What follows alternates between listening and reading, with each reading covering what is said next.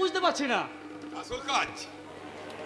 আসল কাজ এই ওষুধগুলো রাখো, আর দোকান থেকে আনা ওষুধগুলো ফেলে এখন থেকে মামাকে এই ওষুধগুলো খাওয়াবে।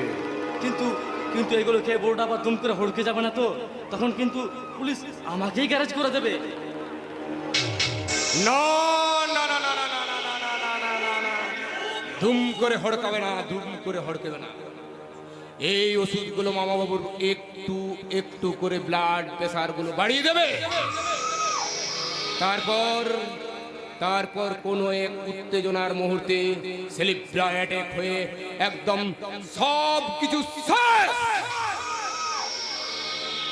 ডাক্তার, পুলিশ কেউ সন্দেহ করবে না। আর তারপর 7 দিনের মধ্যে আমার টাকাটা ক্লিয়ার করে দিতে বাবু, পুরো এক পেটি।